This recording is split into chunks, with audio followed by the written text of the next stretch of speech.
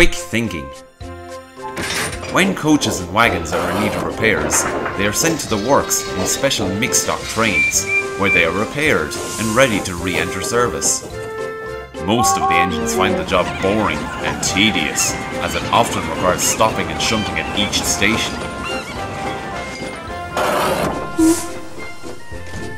Neville had never pulled one of these trains.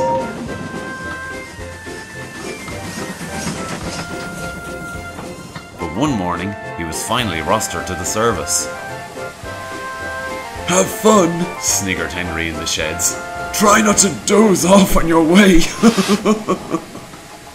Is it really that bad? Worried Neville. Ever so. Laughed Henry in response. Duck snorted crossly. You needn't laugh, Henry. It's important work. But Henry took no notice. Rather him than me, he called as he puffed away. Ignore him, sighed Duck. It is a little dull, but it can be quite peaceful. You might enjoy it. Thank you, Duck, smiled Neville. He liked the sound of a peaceful run, so he puffed happily away to the yard, where he found his train waiting. Coaches with torn seats and broken windows stood amongst grimy old goods vans, and trucks with rotten planks, rusty buffers and miscellaneous debris inside. Neville backed carefully down onto the train. "Gah! I hope this lot doesn't fall apart as we go," laughed the driver as the guard's whistle blew. "I hope so too," murmured Neville as he set slowly off. Little did anyone know that trouble loomed ahead. Neville was soon running happily along. He had collected more stock from a few stations, and it was all going well. And he was even beginning to relax.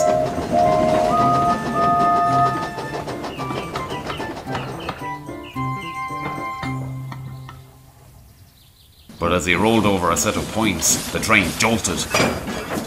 No one took any notice at first, but a short while later there was another jerk. Neville's fireman looked back. "Good glory!" he cried.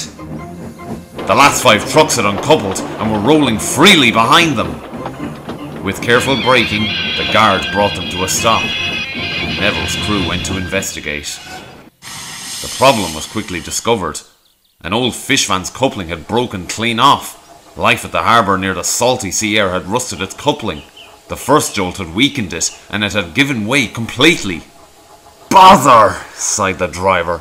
"It'll be a long walk back to the last signal box." But Neville had an idea. "Excuse me," he called, "but I thought I saw some rope in one of the trucks. Couldn't we use it to tie the buffers together? Duck once told me of a visitor who did something similar." His crew were impressed, but the guard remained doubtful. "Surely it won't work." "Well, unless you'd like to push your end, we've got no better option," replied the driver. "It'll save time having to go all the way back to the last station," encouraged Neville. And so it was agreed upon. The rope was located and the fish van was tied to the truck in front. Soon, everything was ready. "I hope this works," thought Neville to himself as he crept slowly forward. The rope stretched, but held, and the train moved thankfully on.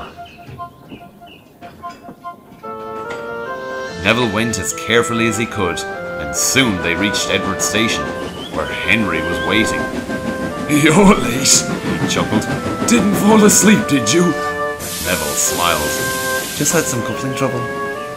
Henry was about to reply when he saw the makeshift coupling. "Did that hold?" "Just about," winked Neville. With that, he quickly shunted the old van away. It would be taken to the works on a later train. As he did, Henry puffed away, silent in admiration.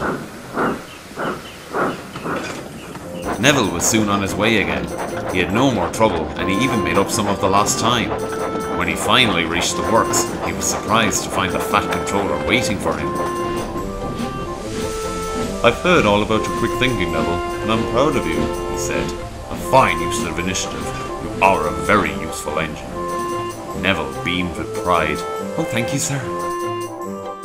Nowadays, whenever there is a mixed-stock train to take, Neville is always eager to pull it, much to the bewilderment of the other engines. They think it's strange, but Neville doesn't care. But ever since that fateful day, he and his crew always like to take some rope with them, just in case.